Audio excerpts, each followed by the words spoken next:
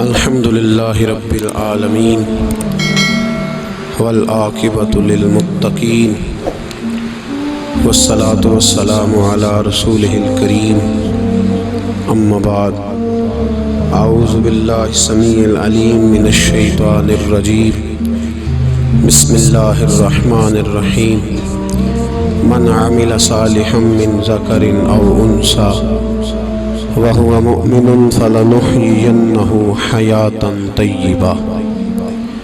قال الله تبارك وتعالى في مقام آخر ومن أعرض عن ذكري فإن له معيشة ضنكا. صدق الله العظيم وصدق رسوله النبي الكريم. إن الله وملائكته يصلون على النبي يا أيها الذين آمنوا صلوا عليه وسلموا تسليما. اللهم صل على سيدنا ومولانا محمد معدن الجود والکرم وآلہ وصحبہ وبارک وسلم. عزیز دوستو، انسانی زندگی اثرات لیتی ہے. اچھے اثر بھی ہوتے ہیں، برے اثر بھی ہوتے ہیں. انسان کو موسم کا اثر بھی ہوتا ہے، انسان پر اس کے خاندان کا اثر بھی ہوتا ہے، انسان پر صحبت کا اثر بھی ہوتا ہے. بالکل اسی طرح انسان پر اس کی نیکی کا اثر بھی ہوتا ہے اور گناہوں کا اثر بھی ہوتا ہے. نیکی دل کو سکون دیتی ہے، گناہ انسان کو پریشان کر دیتے. نیکی اللہ کی رحمت کو متوجہ کرتی ہے. پھر حالت یہ ہوتی ہے کہ انسان اپنی ان پریشانیوں کا حل کہیں اور ڈھونڈتا پھرتا ہے، حالانکہ جب گناہوں کی بیماری لگے تو اس کی شفا توبہ میں ہوتی ہے، اس کا حل اللہ کے حضور معافی مانگنے میں ہوتا ہے، پہچاننے میں ہوتا ہے کہ مجھ سے کہاں غلطی ہو گئی، کس جگہ جا کے کمزوری میں نے دکھائی. ہر انسان اچھی، ٹھنڈی، خوبصورت، سکھ والی زندگی چاہتا ہے. اللہ کریم نے سورہ نحل کے اندر ارشاد فرمایا من عمل صالحا من ذکر او انثی، فرمایا جو بھی اچھے عمل کرے، چاہے مرد ہو چاہے عورت ہو، وہو مؤمن، شرط یہ ہے کہ مومن ہو. فلنحیینہ حیاتا طیبہ، فرمایا ہم اسے پاکیزہ زندگی عطا فرما دیں گے، حیات طیبہ دے دیں گے اسے، پاکیزہ زندگی. شرط کیا ہے؟ من عاملہ صالحا، نیک عمل کرے. کون سے عمل کرے؟ اٹھنا بیٹھنا، کھانا پینا، چلنا سونا جاگنا محتاط ہو اس کا، وہ نیکی کرے. قرآن پاک کے لفظوں کے حسن پر غور فرمائیے گا. فرمایا فَلَنُحْيِيَنَّهُ حَيَاةً طَيِّبَةً، ہم ضرور اسے پاکیزہ زندگی عطا فرما دیں. صاف ستھری زندگی، معیاری زندگی، خوبصورت شب و روز، آئیڈیل زندگی جس کو لوگ کہیں گے، وہ والی زندگی اسے دیں. اور دوسرے مقام پر سورہ طٰہٰ کی آیت نمبر 124 میں فرمایا وَمَنْ أَعْرَضَ عَنْ ذِكْرِي، جو ہمارے ذکر سے منہ پھیرے گا، جو ہمارا کھا کے چہرہ کسی اور طرف کرے گا، جو چلے گا ہماری زمین پر لیکن توجہ کسی اور طرف ہوگی، آسمان کی چھت ہماری بنائی ہوئی لیکن اس کے خیالات کہیں اور ہوں گے، فَإِنَّ لَهُ مَعِيشَةً ضَنْكًا، فرمایا ہم اسے تنگ زندگانی عطا کر دیں گے. اس کی زندگی تنگ ہو جائے گی، اس کی معیشت تنگ ہو جائے گی. گناہ زندگی کو تنگ کر دیتے ہیں، نیکی زندگی میں آسانی پیدا کرتی ہے. آپ کو اگر زندگی میں سکون چاہیے ہو تو آپ کسی غریب کی خدمت کر کے دیکھیں، اللہ کتنا سکون عطا کرتا ہے. آپ بڑے پاورفل بھی ہیں، بڑے طاقتور بھی ہیں اور بڑے باوقار بھی ہیں، لیکن کسی کو گالی دے کے آپ کا دل کبھی ٹھنڈا نہیں ہوگا، تکلیف ہوگی، اس کے اندر آزمائش ہوگی. ڈاکٹر ریسرچ کرتے ہیں، ڈاکٹر وہ کہتے ہیں گناہ کرنے سے آدمی جسمانی طور پر کمزور ہوتا ہے، لیکن وہی عمل اگر وہ بطور نیکی کرتا ہے تو اللہ اس میں اسے قوت عطا فرماتا ہے، اسی عمل میں اللہ اسے قوت عطا کر دیتا ہے. میں صرف اشارہ دے رہا ہوں، اس بات کی تفصیل میں نہیں جانا چاہتا. میرے عزیز یہ یاد رکھیں کہ نیکی آپ کو سکون دے گی، نیکی آپ کو ٹھنڈا کرے گی. اللہ تبارک و تعالیٰ نے قوموں پہ عذاب نازل کیا،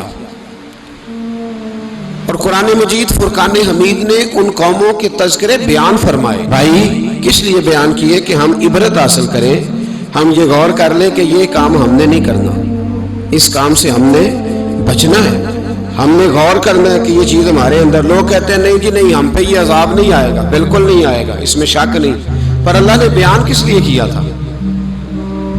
بیان کیا قرآن مجید معاذ اللہ کسی ایسی چیز کا بیان کرتا ہے جس کی ضرورت نہ ہو؟ قرآن پاک نے ایک ایک حرف ایسا بیان کیا جس کی مسلمان کو ضرورت تھی۔ قوم نوح کا ذکر فرمایا قرآن پاک نے۔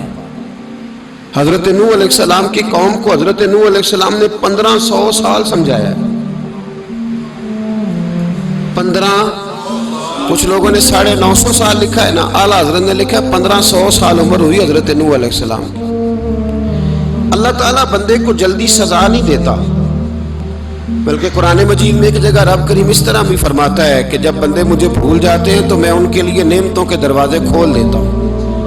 بندہ سمجھتا ہے کہ میں کچھ تو ہے نا کہ میرے اندر، کہ میں جدھر جاتا ہوں خیر ہی خیر ہو جاتی ہے، وہ سمجھتا ہے کہ میری عقل ہے، حالانکہ اللہ اسے ڈھیل دیتا ہے۔ اللہ اسے ڈھیل دیتا ہے۔ گناہوں کی سزا کے 3 طریقے ہیں۔ ایک ہے متنبع کرنا، تنبیہ کرتا ہے اللہ، بندہ متنبع ہو جاتا ہے، یہ اللہ کا بہت بڑا احسان ہوتا ہے۔ ایک ہوتا ہے مہلت دینا، اور ایک تیسرا ہوتا ہے اللہ خفیہ تدبیر کرتا ہے۔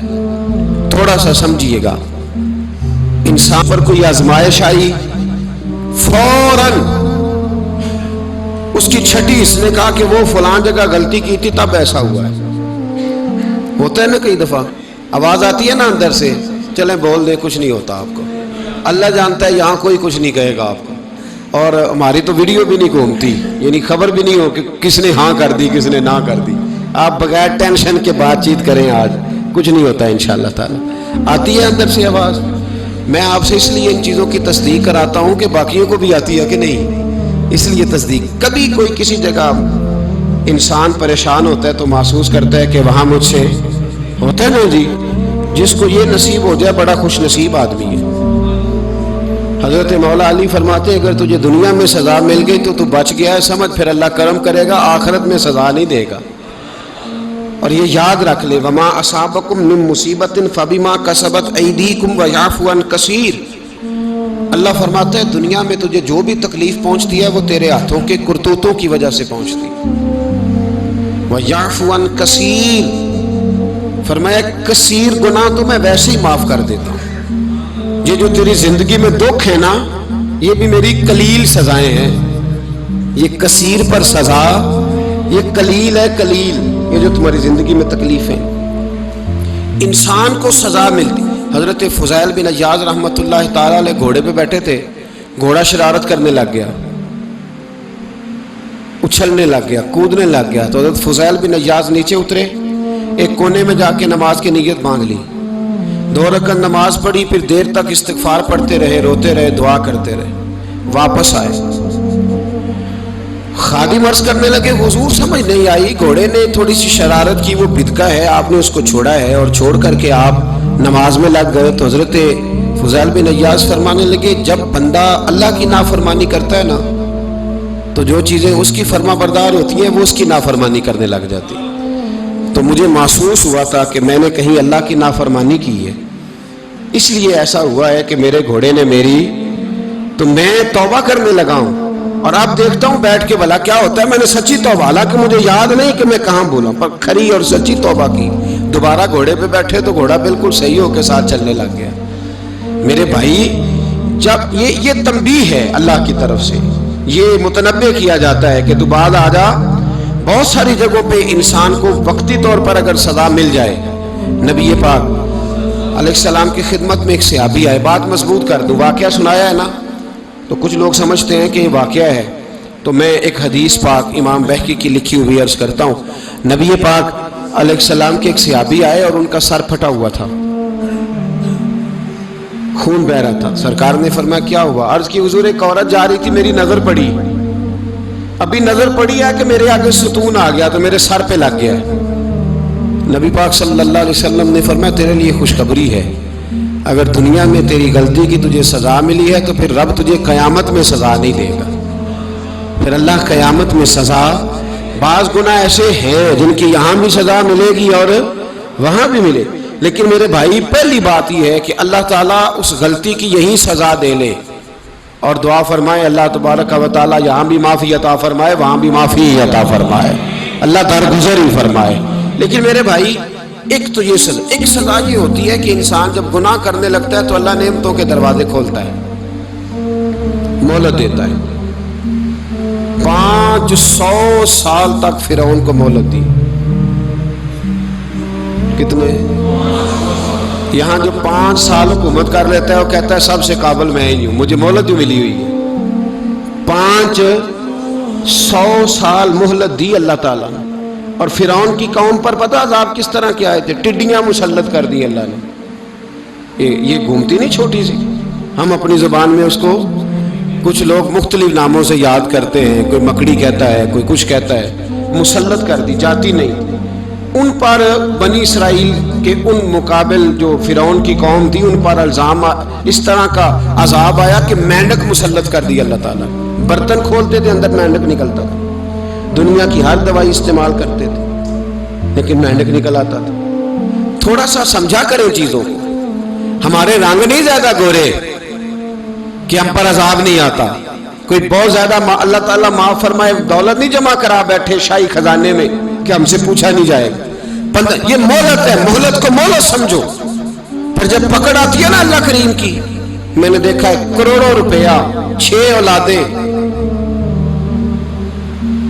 ایک شخص کے بچے باہر سے آ رہے تھے، وہ بندہ بیمار تھا.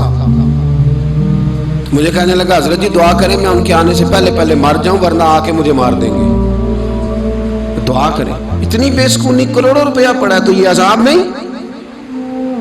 کوئی ضروری ہے کہ پتھر ہی برسیں گے تو سمجھ آئے گی؟ یہ جو سگا بیٹا بوڑھے باپ کے قریب سے گزر جاتا ہے سلام نہیں لیتا تو اس کو عذاب نہیں سمجھتے؟ یہ جو امت کی بیٹیاں، امت کی بچیاں، ہماری بچیاں ایک سال کے اندر 75 76 ہزار بچی ایک ڈویژن سے بھاگ کے شادی کر رہی ہے اور ایک صوبے سے، تو اس کو آپ اللہ کا عذاب نہیں سمجھتے؟ یہ معمولی بات ہے. نہیں ہمارے رنگ ہو رہے ہیں، ہم بڑے سمارٹ ہیں.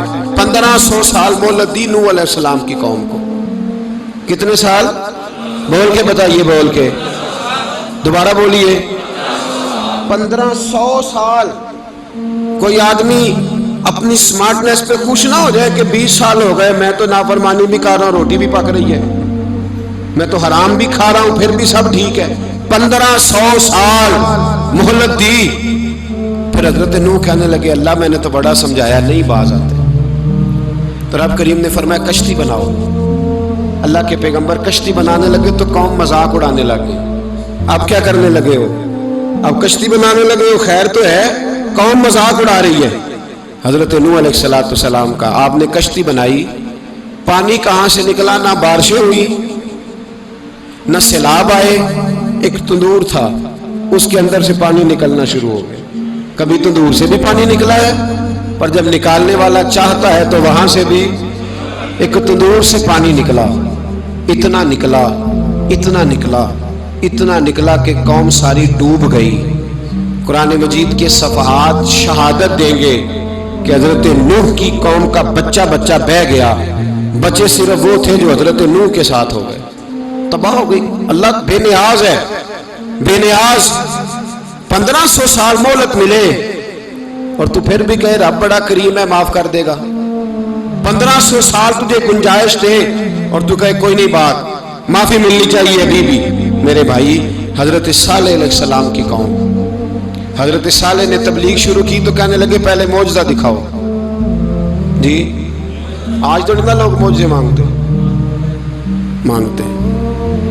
آج بھی لوگ کرامتے اور معجزے، اللہ معاف کرے جو چیزیں معجزہ تو ہو نہیں نہ سکتا، لیکن آج بھی لوگ، آپ یقین کریں، کہتے ہیں یہ بڑی نمازیں پڑھتا ہے تو پھر بخشا کیوں نہیں گیا، پھر کیوں نہیں منو سلوا کیوں نہیں اترا اس پر، پھر میں بھی اسی طرح ہی ہوں، کیا اس کے اندر خوبی آ گئی؟ مولوی بھی ویسے ہی ہے، صوفی بھی ویسے ہی ہے. لوگ مانگ نہیں رہے، لوگ دلیلیں مانگ نہیں رہے. ابھی بھی لوگ بحث نہیں کرتے، کیا فرق آ گیا جی، ویسے ہی ہیں سارے۔ اللہ تعالیٰ سے ڈرنا چاہیے۔ ہمیں سامنے والے کی طرف دیکھ کر صحیح ہونے کا حکم نہیں ہے، ہمیں اپنی اصلاح کا حکم ہے، اپنی طرف دیکھ کے اپنے آپ کو ٹھیک کرنے کا۔ الزام لگا کے گزر جانا اس کا کوئی مطلب، سنو اور یاد رکھو۔ حضرت صالح علیہ السلام سے کہنے لگے پہلے معجزہ دکھائیں، تو حضرت صالح علیہ السلام نے فرمایا اونٹ کہاں سے پیدا ہوتے ہیں؟ کہا اونٹنی کے بطن سے۔ فرمایا آؤ میں تمہیں پہاڑ کے اندر سے اونٹنی پیدا کر کے دکھاتا ہوں۔ کہاں سے؟ پہاڑ کے اندر سے۔ حضرت نوح ساتھ لے کے گئے تو پہاڑ کے اندر سے اونٹنی نکلی، اور اونٹنی بھی گابن تھی، اس کے پیٹ میں بچہ، اور اونٹنی اتنا دودھ دیتی تھی کہ ساری بستی دودھ پی جاتی تھی، پھر بھی دودھ بچ جایا کرتا تھا۔ لیکن حضرت نوح علیہ السلام نے فرمایا اب تم نے دیکھ تو لیا یہ اسے، یہ جتنا دودھ دے گی روٹی بھی اتنی کھائے گی، ایک دن تم سارے پانی پیو گے، ایک دن یہ سارا پانی پیا کرے گی، ایک دن تم سارے باقی جانوروں کو گھاس کھلاؤ گے، ایک دن یہ اونٹنی، اور اونٹنی کا نام کیا؟ ناقۃ اللہ، اللہ کی اونٹنی۔ کس کی اونٹنی؟ نام کیا ہے؟ اللہ کی، یہ اللہ کی اونٹنی ہے۔ تو حضرت نوح علیہ السلام کی اونٹنی فرمایا اس کی بے ادبی نہ کرنا۔ باز نہیں آئے لوگ، باز نہیں آئے، کہنے لگا جی دودھ دینا تو ٹھیک ہے، پر یہ جو سارا پانی پی جاتی ہے نا یہ صحیح نہیں، یہ جو ساری گھاس کھا جاتی ہے یہ نہیں ٹھیک، دودھ دینا تو ٹھیک ہے پر یہ نہیں صحیح۔ آپ نے فرمایا اسے کچھ نہ کہنا، اللہ کی اونٹنی ہے۔ میں کہا کرتا ہوں ان لوگوں نے ناقۃ اللہ کی بے ادبی کی، حضرت نوح علیہ السلام کی اونٹنی کی ٹانگیں کاٹ دی، صالح علیہ السلام کی۔ اور دیکھو اللہ بڑا بے نیاز ہے، اگر پیدا کرنا جانتا ہے تو حفاظت کرنی نہیں جانتا، لیکن رب کریم نے فرمایا نہ کرنا۔ انہوں نے ان کے پیر کاٹ دیے، کانوں پہ چھریاں لگائیں۔ اونٹنی جب مر گئی، اونٹنی اللہ تبارک و تعالیٰ کی وہ اونٹنی جب مر گئی تو حضرت صالح علیہ السلام کی قوم پر رب کریم نے زلزلہ بھیجا۔ اذا زلزلت الارض زلزالہا، جب زلزلے آئیں گے اور جب ان کا زلزلہ آنا زلزلہ آتا ہے نا، کیا کرتی ہے قوم؟ لا الہ الا اللہ، لا الہ الا اللہ، کلمے جاری ہو جاتے ہیں۔ بلکہ ایک دفعہ ایسا بھی ہوا کہ مسجدوں میں اعلان ہونے لگے زلزلہ آ رہا ہے، جو فجر کے لیے نہیں اٹھے زلزلے کے لیے وہ بھی اٹھ گئے، جن کا دعویٰ ہے نا میری سویرے آنکھ نہیں کھلتی، ان کی لگی نہیں کتنے گھنٹے، بعد میں بھی نہیں لگی، ٹی وی پہ اعلان ہوتے رہے کوئی نہیں آ رہا سو جاؤ چپ کر کے، لیکن آنکھ لگی۔ موت سے تو ڈرتا ہے، اللہ سے ڈرتا ہی نہیں، موت کا خوف ہے رب کا نہیں۔ زلزلہ آیا ساری قوم تباہ ہو گئی۔ بتاؤ اگر ناقۃ اللہ کی گستاخی ہو تو اللہ ناراض ہو جاتا ہے، اور اگر اولیاء اللہ کی ہو، اگر اولیاء اللہ کی ہو تو رب ناراض نہیں ہوتا؟ شرم نہیں آتی لوگوں کو داتا صاحب کی بے ادبی کرتے، شرم نہیں آتی لوگوں کو غوث اعظم کی گستاخی کرتے، حیا نہیں آتی جنہوں نے دین پھیلایا ان کی بے ادبی؟ میں درد سے کہتا ہوں، رو کے کہتا ہوں، اور اگر کلیجہ پھٹ سکے تو میں دکھاؤں زخم کتنے۔ ایک حج کے موقع پر ایک بابا جی، اس سال 4,80,000 روپے کا پرائیویٹ حج تھا، اور بابا جی کی کیفیت کمزور تھی، بیچارے بیمار تھے، اس کے باوجود وہ گئے۔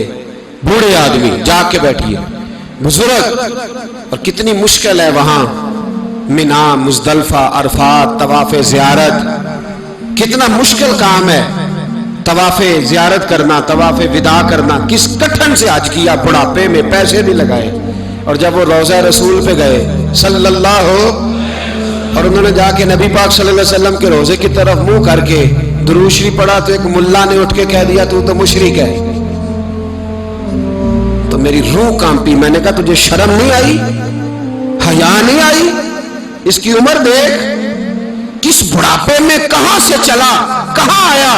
یہ مشرک ہوتا تو کسی مندر میں جاتا، یہ مشرک ہوتا تو کسی گرجے میں جاتا، یہ مشرک نہیں، یہ مومن ہے، اور یہ وہ والا مومن ہے جس کے سینے میں دل جب دھڑکتا ہے تو خالی دھڑکتا نہیں، ساتھ وہ محمد عربی پہ درود و سلام بھی پڑھتا ہے۔ شرم نہیں آتی لوگوں کو؟ اتنی بڑی گستاخی کرتے، جو روضہ رسول پہ آیا مشرک ہے۔ میں نے تو ایک مولوی کو صاف صاف کہا تھا، میں نے کہا اگر میں مشرک ہوں تو نکالو، مشرک کا داخلہ تو یہاں ویسے ہی منع ہے۔ شرم نہیں آتی؟ اپنی زبان کا ایک پاس کرو کچھ۔ اتنا ظلم، اتنی بڑی فرقہ واریت امت میں، اتنا امت کو تقسیم کرتے ہو، تمہیں شرم نہیں آتی؟ جہاں سے اتحاد کا پیغام دینا چاہیے وہاں سے تم لوگوں کو فرقے کا پیغام دیتے ہو، ایک مقصود فرقے کی تبلیغ کرتے ہو. خدا را تو میں کہہ رہا ہوں ناقت اللہ کی بے ادبی پہ عذاب آتا ہے تو اولیاء اللہ کی بے ادبی میں نہیں آتا. داتا صاحب ساری دن کی تبلیغ کرتے رہے، ایک آدمی نے اٹھ کے کہہ دیا جناب وہ تو شرک کا اڈا ہے، تو رب کریم ناراض نہیں ہوتا ان باتوں سے؟ ہمیں خیال کرنا چاہیے، اللہ سے ڈرنا چاہیے. ان چیزوں سے عذاب آتا ہے اور آ رہا ہے. اللہ تعالی ہمیں محفوظ فرمائے. اللہ ہمیں اس سے، قوم لوط پہ بھی عذاب آیا. ہم جنس پرستی، مرد مردوں سے بدکاری کرتے. حضرت نوح نے سمجھایا کہ یہ کام درست فطرت کے خلاف ہے، یہ کام درست نہیں. جب انسان یہ کام کرتا ہے تو زمین اور آسمان کانپتے ہیں. اب میں کیسے کھول کے بتاؤں، میرے پاس اعداد و شمار ہیں کہ پاکستان کے اندر اس کام کی کیفیت کیا ہے اور کس طرح کر کے لوگ، میں تو رونا روتا رہتا ہوں داڑھی کا. لوگ کئی دفعہ کہتے ہیں حضرت صاحب پہلے بھی آئے تھے تو داڑھی کی بات، پھر بھی آئے تو داڑھی کی بات. تو میں رونا روتا ہوں، اس لیے روتا ہوں کہ جو کلین شیو نوجوان ہوتا ہے وہ امرد کے حکم میں ہے، اس پر وہی حکم لگتا ہے جو عورت پہ لگتا ہے. اس کے ساتھ مرد کا اٹھنا بیٹھنا اسی طرح ناجائز ہے جس طرح عورت کے ساتھ. حضرت جنید بغدادی رحمت اللہ تعالیٰ علیہ کے سامنے ایک شخص نے کہا وہ کتنا خوبصورت نوجوان جا رہا ہے، تو آپ فرمانے لگے تو حافظ قرآن نہیں؟ کہا ہاں. فرمانے لگے جا اپنے حفظ کی خیر بنا. وہ شخص کہتا ہے میں نے اس بغیر داڑھی والے کلین شیو نوجوان کو بری نظر سے دیکھا، مجھے قرآن پاک ہی بھول گیا، سارا قرآن پاک بھول گیا. اور کتنے سال میں دعائیں کرتا رہا، بیت اللہ کے طواف کرتا رہا، میں یاد بھی کرتا تو نہیں ہوتا. کیسے اب تو ہمارا نعت کہاں بیوٹی پارلر سے ہو کے آتا ہے، ہم کسی اور کو کیا پیغام دیں؟ وہ پیغام، وہ نظام، وہ طریقہ کار جس کا حکم تھا شریعت میں. قوم لوط پر عذاب آیا. صحیح بیٹھتے ہوں گے بچے جو موٹر سائیکلوں پہ بیٹھتے ہیں. میں نے گجرانوالہ کی سڑکوں پہ بچوں کو، نوجوانوں کو جو تماشے کرتے سرے عام دیکھا ہے تو مجھے ڈر لگتا ہے. اور کوئی روکنے والا نہیں، شغل ہو رہا ہے، ہنس رہے ہیں اور سامنے عورتیں بھی ہیں، سب ہو رہا ہے. کتنی تکلیف کی بات. حضرت نوح کی قوم یہ کام کرتی تھی، قرآن پاک نے بیان کیا ہے. حضرت نوح نے سمجھایا، فرمایا رب کریم نے تمہیں اپنی خواہش پوری کرنے کے لیے جائز طریقہ عطا فرمایا، عورتوں سے نکاح کرو، اور اس نکاح کی برکت سے جو اللہ تمہیں اولاد دے گا اس کو اللہ تبارک و تعالیٰ تمہارے لیے باعث بخشش بھی فرمائے گا. لیکن جب قوم نہ مانی تو جو قوم میں لوط کا عمل کرے اس کا علاج قرآن نے بیان فرمایا کہ آسمان سے پتھر برسیں گے. پھر پتھر برسے اور جن کے بڑے بڑے اچھے دماغ تھے ان کے دماغ چکنا چور کر دیے گئے، تباہ کر دیے گئے، ان کے دماغ زمین پر بچھاڑ دیا گیا. اللہ مہلت دیتا ہے لیکن اس کا مطلب یہ نہیں کہ انسان توبہ ہی نہ کرے. حضرت شعیب علیہ السلام کی قوم پر بھی عذاب آیا، اس لیے کہ بددیانتی کرتی تھی، ناپ تول میں کمی کرتی تھی. میں نے کہا تھا شب قدر کی رات کہ یہ کوئی تماشا ہے کہ شب رات آئی تو ساری رات روتے رہے، یا اللہ معاف کر دے، یا اللہ معاف کر دے، رو رو کے چیخے مار مار روئے. شب قدر آئی تو پھر چیخے ماری، ساری رات روئے. تو جس بندے کا پروگرام ہی نہیں سویرے بدلنے کا، دکان پہ بیٹھ کے پھر وہی ناپ تول میں کمی، پھر وہ اللہ تعالیٰ معاف کرے. میں ایک مضمون پڑھ رہا تھا تو وہ فوڈ کے اسپیشل لوگ تمہیں لکھا تھا مہربانی کرو ملاوٹ ہی اچھی چیز کی کر لو، مرچ میں کیری تو نہ ملاؤ اینٹوں کی، وہ تو بیمار کرتی ہے، وہ تو خون کی آنتوں کو روک دیتی ہے. وہ کہنے لگا اور وہ کہتا ہے میں تمہیں بتاتا ہوں کون کون سی چیز ملائی جا سکتی ہے، وہ ملا لو. خدا را اس قوم پہ رحم کرو، مہربانی. ایک دوست ہے ہمارے، میں وزیر آباد میں ان کے گھر بیٹھا تھا تو ایک میڈیکل، میرا کسی شخص پہ اعتراض کرنے کا میں مجموعی بات کرتا ہوں. میں ایسے ڈاکٹروں کو جانتا ہوں جو اللہ تعالیٰ فضل کرے سچ مچ کے نیک ہیں، اچھے لوگ. تو بچے کا میڈیکل سٹور ہے تو والد بیمار ہو گیا تو کہتا ہے ابا جی ڈاکٹر صاحب نے کہا آپ کو ڈرپ لگنی ہے. تو سگے باپ کو ڈرپ لگانے لگا تو باپ کیا کہتا ہے پتر تیری مہربانی مینو کوئی اصلی لائی، وہ نہ لائی جڑی لوکاں نو لانا ہے. اب وہ پیار سے سنا رہا ہے بات. میں نے اسے کہا کہ یہ تو ڈوب مرنے کا مقام ہے نا، ڈوب مرنے کا مقام، کہ جس ملک کے اندر دوائی بھی صحیح نہ بکے، اصلی نہ ملے دوائی بھی، اور پھر وہ قوم کہے کہ ہم نے تو پورے روزے رکھے. ہم نے تو بڑا صدقہ اور خیرات کیا، دوائی بھی اصل نہ ملے۔ جناب شعیب علیہ السلام کی قوم ناپ تول میں کمی کرتی تھی، تو اللہ تبارک و تعالیٰ نے ان پر بتا عذاب کس طرح کا بھیجا، شدید گرمی ہوئی۔ اللہ ہمیں محفوظ فرمائے، سارے آمین کہہ دیا۔ دیکھیں کتنا اچھا موسم کر دیا رب کریم، اللہ ہمیں محفوظ فرمائے، اللہ رحمت فرمائے۔ شدید گرمی کی لہر آئی، باہر اتنی گرمی ہوئی کہ لوگ اپنے گھروں میں گھس گئے۔ جس طرح سورج کی شعاعیں گھروں کے اندر داخل ہو جاتی، اس طرح گرمی کی لہر اندر داخل ہوئی۔ اور جس طرح کسی کو آگ لگ جائے تو وہ آدمی اچھلتا کودتا ہے نا، اس طرح یہ لوگ اچھلنے لگے اور اچھل کود کے مر گئے۔ جرم کیا تھا؟ ناپ تول میں کمی کرتے۔ حضرت داؤد کی قوم بھی تباہ ہوئی، جرم کیا تھا؟ ہفتے والے دن مچھلیاں نہیں پکڑنی تو یہ پکڑتے تھے۔ حکم ہے نا مسلمان کو نماز کے ٹائم کوئی اور کام نہیں کرنا، نماز پڑھنی ہے۔ میرا خیال ہے مسلمان تو فٹافٹ آ جاتے ہیں، سارے ہی پہنچ جاتے ہیں نا مسجدوں میں۔ ہلکا ہلکا بول رہے ہیں آپ، کیوں نہیں پہنچتے؟ اگر حضرت سیدنا، اور پتہ انہیں سزا کیا ملی؟ اللہ نے فرمایا اس ٹائم عبادت کرنی ہے، کام نہیں کرنا، وقت نہیں ہے کام کا۔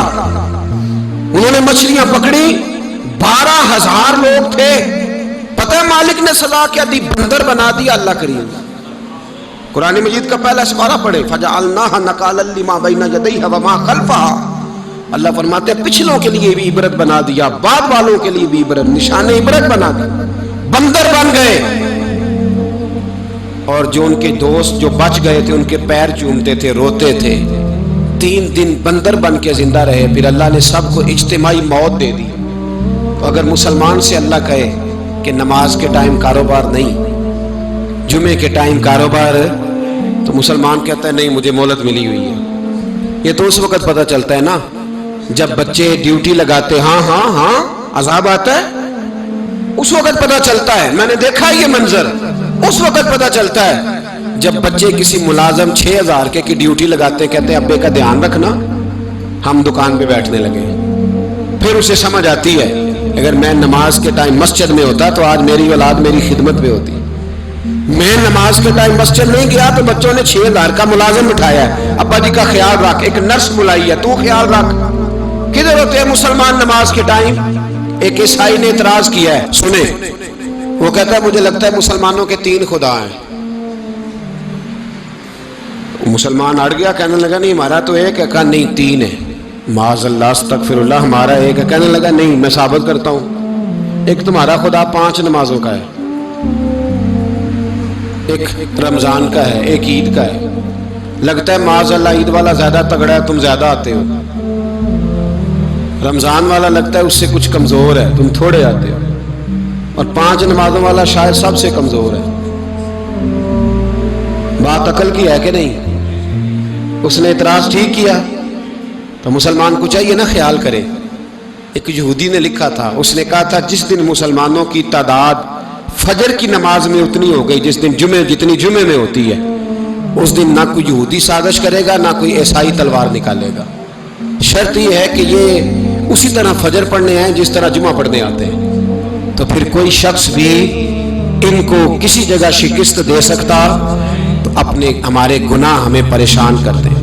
یہ جتنی آزمائشیں ہیں ان کے پس منظر میں گناہ ہیں۔ ہماری زندگی کے اندر جتنی تکلیفیں، ہماری پریشانیوں کا سبب ہم خود ہیں۔ بہت ساری جگہوں پہ ہم غلطی کرتے ہیں، اس کی ہمیں سزا ملتی ہے، غلطی کی سزا۔ ایک نوجوان نے مجھے بڑی گہری بات سنائی، میرا قریبی تعلق تھا، کہنے لگا گھر میں بڑا مسئلہ ہے، بڑی پریشانی ہے، ماں اور بیوی کا ماحول اتنا سخت ہو گیا ہے کہ نمٹ نہیں سکتا۔ آپ یقین کریں میں نے ڈیٹیل سے ساری چیز کو سٹڈی کیا، میرے پاس اتنا وقت نہیں ہوتا، پھر بھی میں نے اس فیملی کو پورا پڑھا تو غلطی نوجوان کی نکلی۔ نہ اس پہ اماں اعتبار کرتی ہے نہ بیوی اعتبار کرتی ہے۔ اس نے جھوٹ بول بول کے اس طرح کی ماحول پیدا کر دیا ہے کہ کوئی اس پر اعتماد کرنے کو تیار ہے۔ اگر آپ ناراض نہ ہو تو ایک بات کروں، پتہ ہے گھر میں ماحول کب خراب ہوتا ہے؟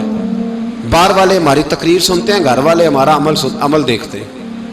جب وہ دیکھتے ہیں نا کہ یہ کس طرح کا شخص ہے، اس کے رویے، اس کا کردار، اس کا لب و لہجہ کتنا برا ہے اور یہ کردار کا کتنا کمزور ہے۔ اعلیٰ حضرت فرمایا کرتے تھے نیک وہ ہوتا ہے جس کی تنہائی صاف ستھری ہوتی ہے، اس لیے ماحول بگڑ جاتا ہے۔ یہ جو ہم کہتے ہیں نا میرے سجن بڑے بنتے ہیں پھر ٹوٹ جاتے ہیں، کچھ لوگ ایسے ہوتے ہیں جو ان کے پاس جاتا ہے انہی کا ہو جاتا ہے، وہ کہیں اور کے قابل کیوں بھلا؟ اس لیے کہ ان کے کردار میں ٹھنڈک دیکھتا ہے، ان کے لب و لہجے میں مٹھاس دیکھتا ہے، اس شخص میں اتنی خوبصورتی دیکھتا ہے کہ اسی کا بن جاتا ہے۔ حضرت ابراہیم بن ادم کے پاس ایک نوجوان آیا، کہنے لگا میں گناہ کرنا چاہتا ہوں۔ فرمانے لگا بالکل کر، اللہ کا دیا ہوا رزق کھانا چھوڑ دے اور گناہ کر۔ کہنے لگا یہ نہیں ہو سکتا۔ فرمانے لگے چل پھر اس طرح کر، رب کی زمین پہ نہ رہ، کسی اور کی زمین پہ چلا جا۔ کہنے لگا یہ بھی نہیں ہو سکتا۔ فرمانے لگے چل اللہ کی چھت سے نکل جا۔ کہنے لگا یہ بھی نہیں ہو سکتا، تو آپ رو پڑے۔ فرمانے لگے پھر جناب اسرائیل جب آئیں تو ان سے کہنا مجھے 2-3 سال کی مہلت دے دے، پچھلی میری گناہوں میں گزر گئی، میں ذرا 3 سال عبادت کر لوں۔ تو وہ شخص بھی رونے لگا، کہنے لگا حضور وہ مہلت نہیں دیتے، وہ جب لینے آتے ہیں تو پھر لے کے اللہ تعالیٰ نے جب انسان بنانا چاہا نا تو جناب جبریل کو کہا مٹی لے کے آ زمین سے۔ حضرت جبریل نے مٹی پہ ہاتھ ڈالا تو باقی کی مٹی رونے لگ گئی، اسے جدا نہ کر۔ تو جناب جبریل چھوڑ کے چلے گئے۔ حضرت میکائیل کو بھیجا، مٹی لا، مٹی پہ ہاتھ ڈالا تو باقی کی مٹی رونے لگ گئی، چھوڑ کے چلے گئے۔ جناب اسرائیل کو بھیجا، مٹی پہ ہاتھ ڈالا تو باقی کی رونے لگ گئی، چھوڑ کے نہ جاؤ۔ تو حضرت اسرائیل فرمانے لگے تیرا رونا دیکھو کہ رب کا حکم دیکھو۔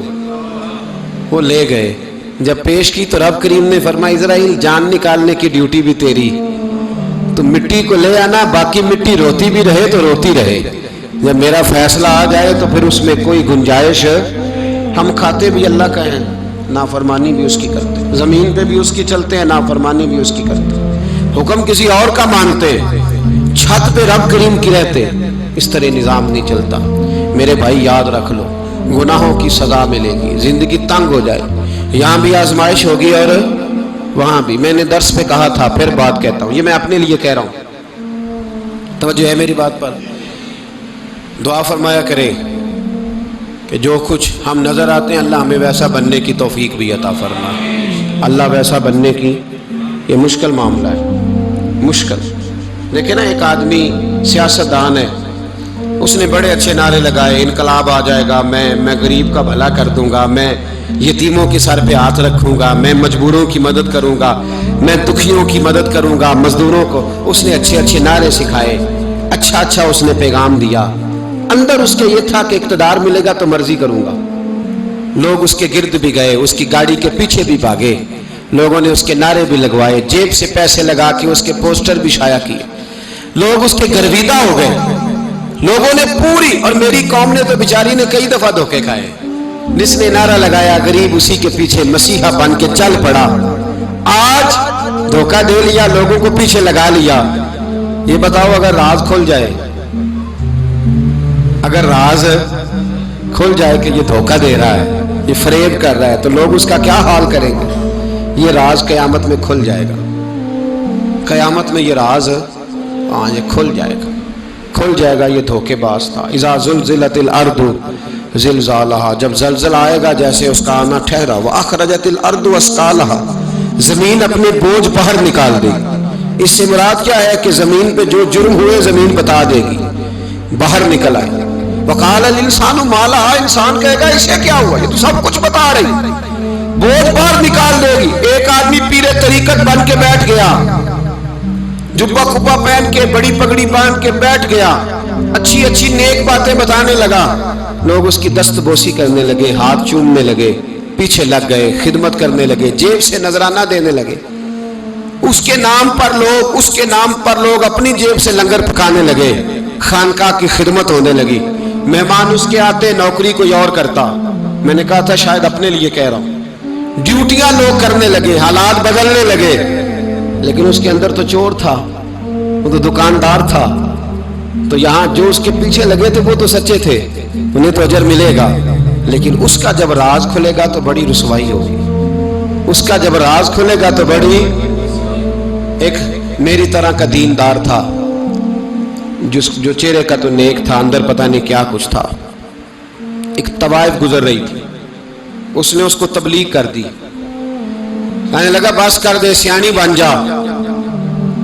تو کسی دانشور میں لکھا ہے اس نے بڑا سخت جواب دیا، اس عورت نے کہنے لگی بابا میں تو جو ہوں وہ نظر بھی آ رہی ہوں، تو بتا جو تو نظر آتا ہے وہ تو ہے کہ نہیں؟ اس بندے نے چیخ ماری اور بے ہوش ہو کے گر پڑا۔ تو لوگوں نے کہا بابا آج کسی صوفی کا کلام سنا ہے جو بے ہوش ہو گیا؟ تو اس نے کہا نہیں، آج طوائف کی بات سنی ہے، طوائف کی۔ اور وہ عجیب بات کر گئی ہے، وہ کہہ گئی ہے میں تو جو ہوں میں نظر آ رہی ہوں، تو بھی تو بتانا، تو بتانا کہ تو دستار امامت پہنتا ہے۔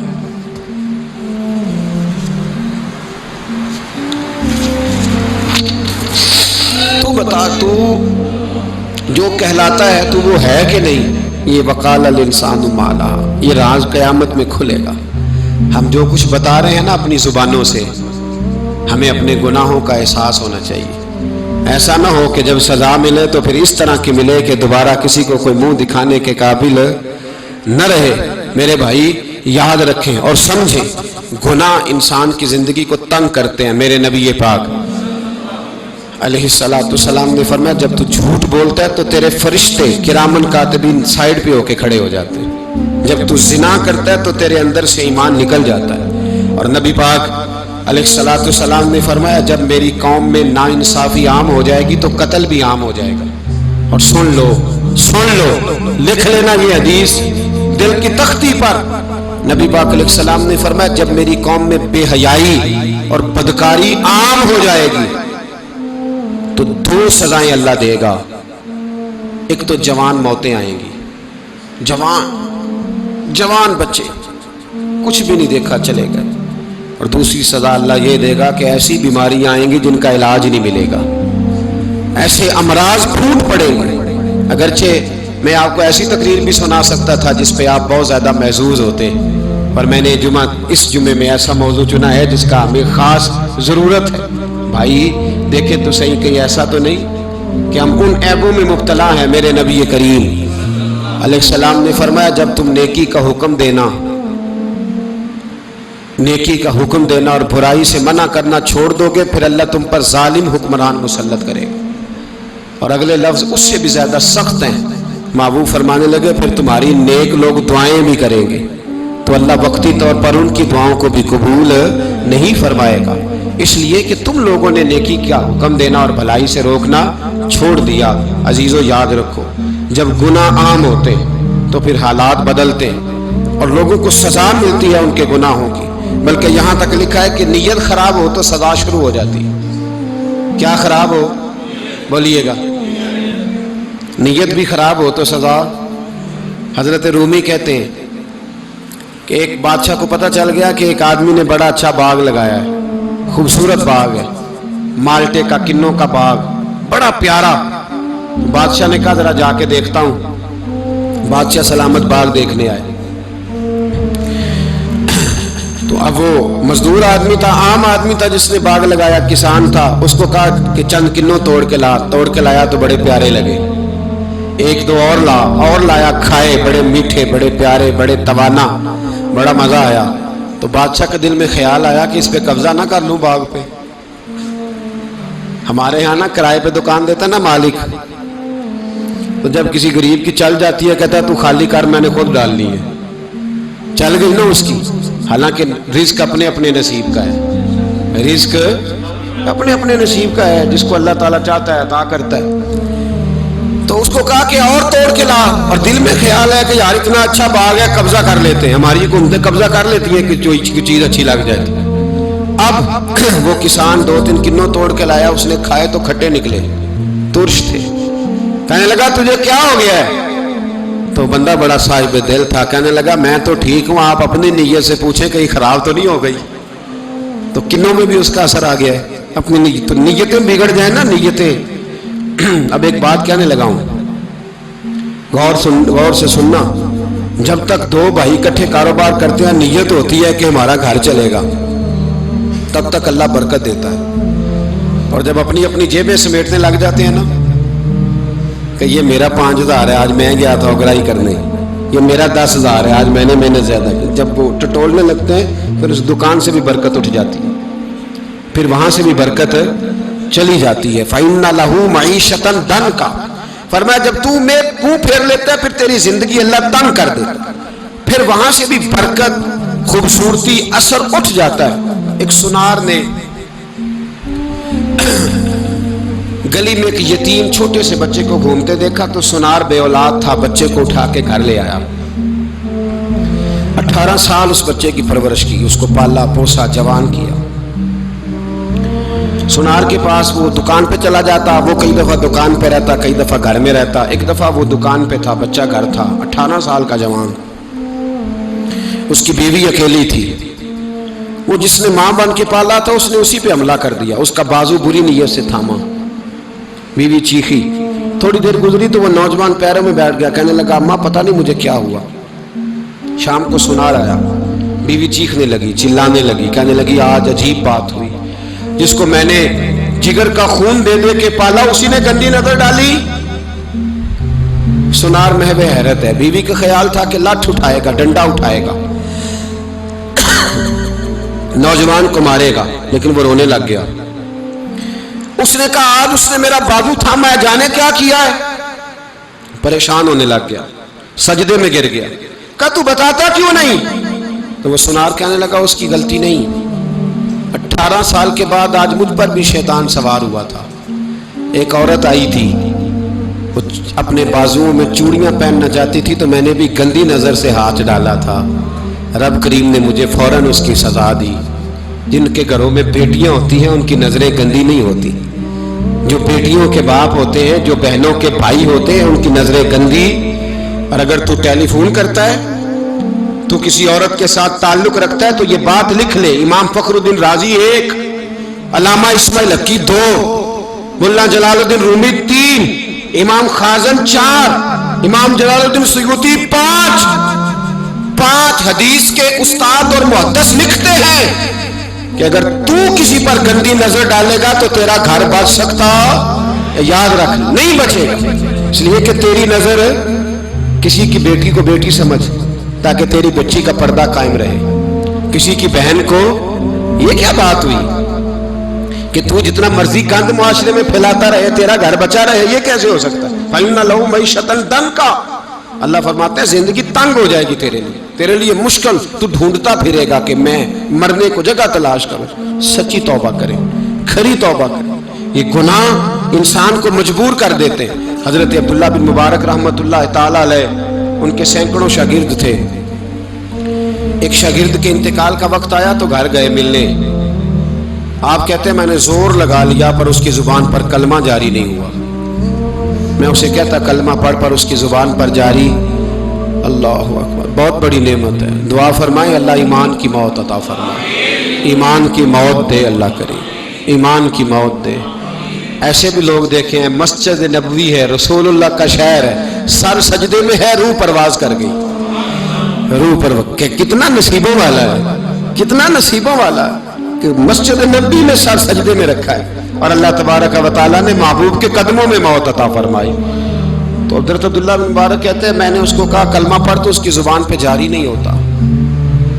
میں بار بار کہتا تو وہ منت کرتا، کہتا حضور میں کوشش کرتا ہوں جاری نہیں ہوتا۔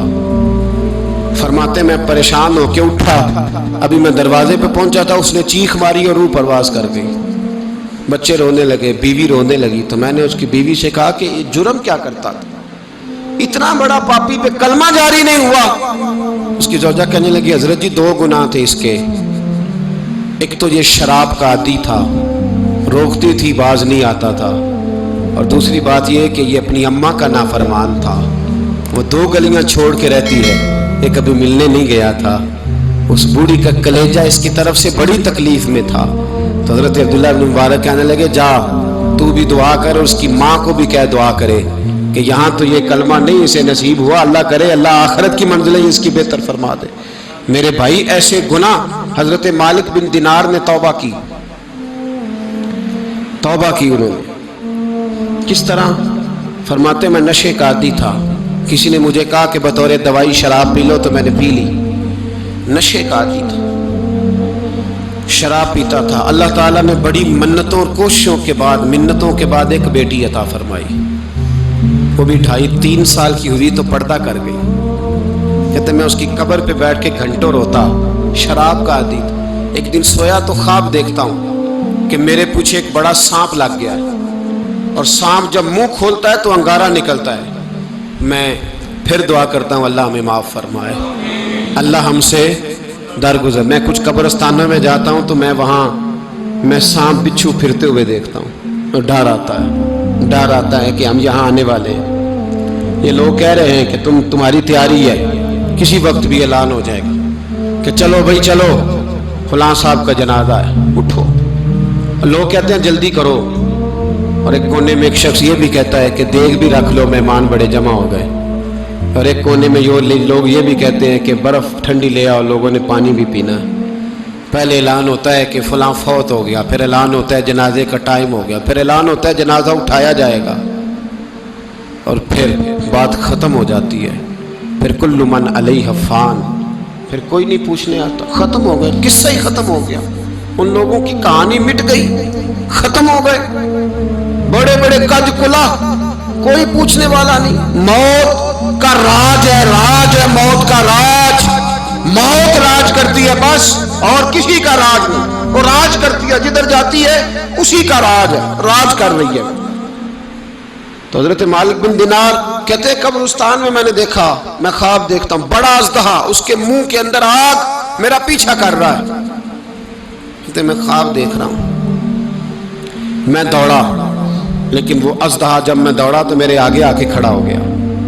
میں مشرق کو دوڑا تو وہاں بھی آ گیا، مغرب کو دوڑا تو وہاں بھی آ گیا۔ جناب مالک بن دینار کہتے ہیں ایک بوڑھا شخص کمزور مجھے بچانے آیا، پر اس اژدہا نے پھونک ماری تو وہ بوڑھا آدمی دور جا گرا۔ کہتے میں چیختا تھا، چلاتا تھا، ایک پہاڑی پہ میں بھاگا گیا تو وہاں مجھے میری بیٹی ملی، مجھے فوت ہو گئی۔ وہ اس اژدہے کے آگے اس نے یوں ہاتھ کیا تو اژدہا پیچھے بھاگ گیا۔ میں نے بیٹی کو گود میں اٹھایا، میں نے کہا بیٹی یہ کون تھا؟ کہنے لگی ابا یہ تیرا برا عمل تھا، یہ تیرا برا عمل تھا، یہ تجھے کھا جاتا اگر میں نہ ہوتی۔ تو کہا یہ بوڑھا جو مجھے بچانے آیا یہ کون تھا؟ کہا یہ تیرا اچھا عمل تھا، پر کمزور بڑا تھا، تھوڑا تھا، یہ تیرے برے عمل کا مقابلہ کرنے کی ہمت نہیں رکھتا تھا۔ حضرت مالک بن دینار کہتے ہیں میری بیٹی نے خواب میں میری داڑھی پکڑ لی اور کہنے لگی ابا میں چاہتی ہوں تو صحیح ہو جا، ایسا نہ ہو کہ پھر تیرے پیچھے یہ اژدہا لگ جائے۔ حضرت مالک بن دینار کہتے ہیں جب میں سو کے اٹھا تو میری داڑھی آنسوؤں سے بھری ہوئی تھی۔ پھر اس کے بعد میں نے توبہ کی، اس طرح کی توبہ کی کہ پھر میں نے کوشش کی کہ دوبارہ میں اپنے رب کی نافرمانی نہ کروں۔ حضرت عبداللہ ابن عباس فرماتے تھے جو دنیا میں ہنس ہنس کے گناہ کرتے ہیں نا، ہنس ہنس کے جھوٹ ہنس ہنس کے بولتے ہیں، ہنس ہنس کے لوگوں کی غیبت کرتے ہیں، فرمایا یہ جو تمہیں ہنس ہنس کے گناہ کرتے نظر آتے ہیں ان کا رونا قیامت میں دیکھا نہیں جائے گا، ان کے آنسو قیامت میں دیکھے نہیں جائے۔ جو ہنس ہنس کے گناہ کرتے یہ روئیں گے، فَلْيَضْحَكُوا قَلِيلًا وَلْيَبْكُوا كَثِيرًا۔ رب فرماتا ہے زیادہ رویا کرو، کم ہنسا کرو۔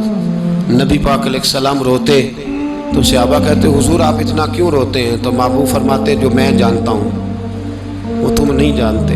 بھائیو قبروں میں اکیلے جانا ہے، کبھی غور کرنا، اکیلے کوئی بندہ ساتھ حساب دینے نہیں جائے گا۔ اماں بڑا پیار کرتی ہے لیکن قبر میں کبھی کوئی ماں بھی ساتھ دفن نہیں ہوتی، اپنا اپنا حساب دینا، مشکل وقت ہے، حساب کر لینا چاہیے، تیاری کر کے رکھنی چاہیے۔ گناہ اگر یہاں ہماری زندگی کو تنگ کریں گے تو وہاں بھی ہمارے لیے مشکلات پیدا کریں گے۔ نبی کریم علیہ السلام نے فرمایا ہے کہ اللہ بڑا مہربان ہے، اللہ بڑا کریم ہے، اللہ بڑا ستار ہے، اور یاد رکھو جب کوئی اس کی ریٹ کو چیلنج کرے، جب کوئی اس کے قانون کو توڑے، جب کوئی اللہ کی اعلانیہ نافرمانی کرے، پھر رب کریم کی غیرت کو، اس کے عدل کو جوش آتا ہے، توبہ کرے سچی، مسجد کی حاضری دے پابندی کے ساتھ۔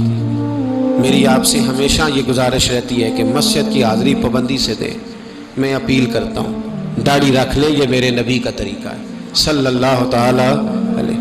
واپس آ جائیں، ہماری بقا نہ ہمارے دین میں ہے، کوئی نہیں ہمیں رکھے گا، کوئی نہیں رکھے گا، کوئی نہیں رکھے گا۔ میرا ایک دوست رات بتا رہا تھا کہ سعودی عرب میں ایک شخص نے 30 سال محنت کی، تو جب وہ مرا ہے वहीं उसके घर में फ़ोन किया तो उसके घर वालों ने कहा जनाब आपको मुश्किल होगी डेड बॉडी भेजने में, वहीं दफन कर दें। हाँ अगर उसका कोई पैसा है तो वो ज़रा अकाउंट में भेज दें, बच्चियों को ज़रूरत है। ओ भाई तू अकेला जाएगा, तेरे लिए मुश्किल हो जाए। अपने भी साथ यकीन करें, बच्चे दुआएं कराने आते हैं, कहते हैं हजरत जी दुआ करें अल्लाह अम्मा की सख्ती माफ़ कर दे। इसका मतलब क्या है कि अम्मा अब जाए, अब हमारा नंबर आए। बच्चे तो इंतज़ार कर रहे हैं कि अब्बा जाए और गद्दी पे हमारा नंबर आए। तैयारी है, अकेले जाना है, अकेले सख्त सा मरहला है, अकेले सारा कुछ फेस करना। आज तौबा करें, वहाँ के कीड़े यहाँ रह के मारे, अपने साथ जुल्म ना करें। हम इस काबिल नहीं कि वहाँ जाके मुकाबला कर सकें। बचें, अपने आप को महफूज करें, बचाएं, हिसाब अपना अपना देना है। किसी बाप ने अगर अपने बच्चों को हराम खिलाया तो बच्चे तो नहीं कह रहे थे ना कि हराम लेके आ, तो बाप ने हिसाब देना, वालिद ने। लिहाजा मेहरबानी फरमाएं, अपने ऊपर रहम खाएं, अपने आप को संवारें। आज जुमातुल विदा है, तौबा करें, अल्लाह के नेक बंदों की सोहबत में बैठा करें, अच्छी बातें सुना करें ताकि दिल नरम रहे। उन जगहों से बचें जो गुनाह की तरफ लेके जाती, जुल्म से, ज़्यादती से, जबर से बचें। अपने आप को अपने रब करीम की बारगाह में झुका दें। हमारा कहीं और गुजारा नहीं, कोई नहीं हमें पूछेगा। इकबाल रो पड़े आखिरी उम्र में, रो पड़े और अल्लाह की बारगाह में अर्ज करने लगे ना जहां में कहीं भी अमा मिली, जो अमा मिली तो कहाँ मिली, मेरे जुर्म खाना खराब तेरे अफवे बंदा नवाज में। पनाह सिर्फ अल्लाह रसूल की बारगाह में, बाकी कोई पनाह देने को तैयार नहीं है। दुआ करता हूँ अल्लाह की बारगाह में अल्लाह हमें सच्ची तौबा की तौफीक अता फरमाए। आखिर दावाना अनिल हम्दुलिल्लाह।